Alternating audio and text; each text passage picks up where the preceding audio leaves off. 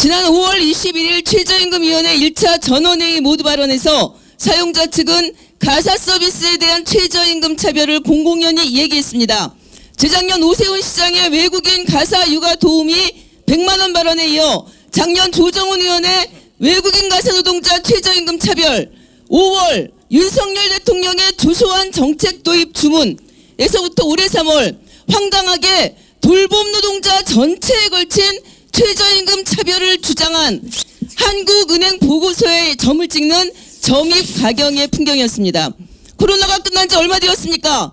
필수 인력이라고 떠들 때는 언제입니까? 언제부터 임금을 마음대로 깎아도 되는 사람들을 필수 인력이라고 부르게 되었습니까? 아무런 근거도 없이 가사돌봄 노동자에게는 최저임금을 안 줘도 된다고 부추기는 정부는 누구의 정부입니까? 2007년 시급 3,480원, 2014년 5,210원, 2024년 9,860원 연도별 최저임금입니다. 아니 요양보호사, 장애인활동보호사, 아이돌봄이 모든 돌봄 노동자들의 최고임금입니다. 사람들은 얘기합니다. 플랫폼 가사돌봄, 아이돌봄은 너무 비싸요. 시급 12,000원, 15,000원을 내야 돼요. 얘기합니다. 플랫폼을 이용하는 가사돌봄, 아이돌봄 노동자들은 현재 12,000원에서 14,000원을 받고 있습니다.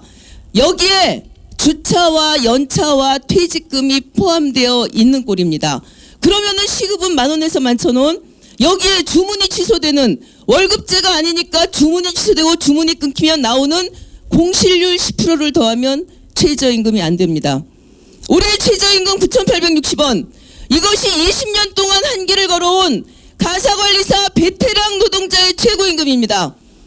9,860원, 10년 동안 한길을 걸어온 베테랑 요양보호사, 장애인활동지원사의 최고임금입니다. 이게 바로 우리 100만 돌봄 노동자의 현실입니다. 그런데 질 높은 서비스를 요구합니다. 가정을 돌보고 사람을 돌보기 때문에 숙련과 애정과 헌신이 필요하다고 합니다. 일하는 사람에게 자부심을 주어야 질 높은 서비스가 갑니다. 자부심은 적정한 보수와 대우를 받을 때 나옵니다. 하루하루 생계를 걱정하며 어떻게 하면 한 푼이라도 모아서 저축을 할까 고민하는 사람들에게 임금은 깎자면서 서비스는 좋아야 한다고 요구하는 것이 동지 여러분 말이 됩니까? 안 됩니다. 상식으로 돌아갑시다. 최저임금은 정직하게 일해서 살아가려는 사람들, 그 가족들을 지탱하는 주춧돌입니다. 헌법 32조 문구 그대로 국가는 적정 임금을 보장해 노력하시오. 최저임금법 제1조의 문구 그대로 일하는 사람의 생활 안정을 통해 노동력의 질적 향상을 꾀하셔야 합니다. 이것이 국민경제 발전의 원동력입니다. 일을 해도 최소한의 생활을 유지할 수 없는 나라는 발전의 동력을 잃어버립니다. 차별은 당장 멈춰야 합니다. 아무런 근거 없이 국민들의 갈등을 불러일으키고 국력을 소모시키는 최저임금 차별 주장 당장 사라져야 합니다. 이러한 빌미를 주는 최저임금법 제4조 사업의 종류별 구분 조항 폐지해야 합니다. 노동을 차별하는 수습근로자, 장애인 등에 대한 적용 제외 조항 전면 재검토해야 합니다. 임금이 낮다고 교통비 안 깎아줍니다. 밥값 깎아주지 않습니다. 월세 깎아주지 않습니다. 그런데 왜 도대체 임금은 깎자고 하는 것입니까? 오히려 저희는 요구합니다. 100만이 넘는 가사돌봄 노동자의 처우를 즉각 개선하라.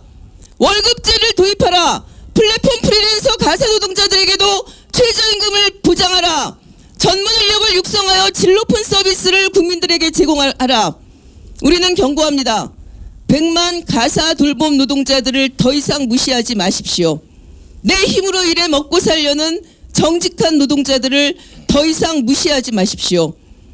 최저임금조차 차별하라는 주장이 계속된다면 100만 노동자, 아니 1천만 모든 노동자들의 강력한 저항을 불러올 것입니다. 한국노총을 비롯한 노동자 위원들은 노동자와 그 가족을 지키기 위해, 일하는 사람에 대한 공공연한 차별과 무시를 막아내기 위해 끝까지 싸워나갈 것입니다. 구호 하나 하고 마무리하겠습니다. 노동자 총단결로 최저임금 차별 시도 즉각 분쇄하자. 분쇄하자. 분쇄하자. 분쇄하자. 분쇄. 특정 사업주가 없다는 것뿐이지 노동자 힘은 틀림없다. 플랫폼 종사자, 프리랜서 등이 일한 만큼 공정하게 보상받고 부당한 일을 겪지 않도록 하겠다. 윤석열 대통령과 이정식 장관이 제시한 올해 최저임금 쟁점입니다. 물가 폭등에 최저임금 1만 원은 시작점이지 쟁점이 될 수 없습니다. 비임금 근로자 850만 시대에 차별 적용 역시 쟁점이 아닙니다. 5조 사망 도급 노동자 임금이 최저임금 논의의 새로운 하도입니다. 최저임금 위원회에서 작성한 비혼 단신 근로자 실태 생계비 보고서를 보면 45%가 비임금 근로자입니다. 근로자가 초인종을 누르면 이제 근기법상 노동자가 아니라 학습지 교사, 배달 노동자, 방문 점검원, 대리운전, 방과후 강사가 나옵니다. 최저임금을 바닥임금이라고 하는데 바닥에 구멍이 뚫렸습니다. 최저임금 아래 특급 플랫폼 노동자들의 도급임금이 숨겨져 있었습니다. 배달 노동자들의 건당 임금은 2,000원으로 삭감됐고 코디코당 노동자들의 임금을 시급으로 환산했더니 4,520원에 불과했습니다. 임금은 바닥이 없는데 노동시간은 천장이 없습니다.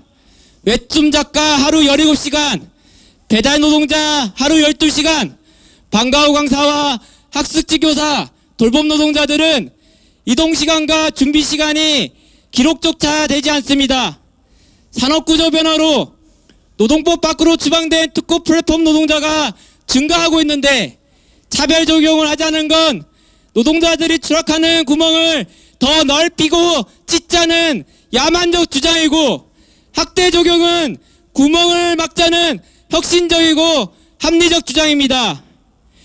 우리는 이미 화물 노동자들의 안전운전 운임제로 특고 노동자의 적정임금을 보장한 경험이 있습니다. 윤석열 대통령이 탄핵열차가 아니라 민생열차에 오르고 싶다면 최저임금 확대 적용과 대폭 인상 티켓을 반드시 끊어야 합니다. 최저임금위원회도 잘해야 합니다.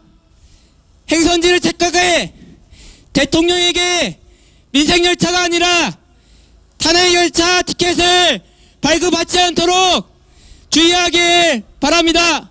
투쟁!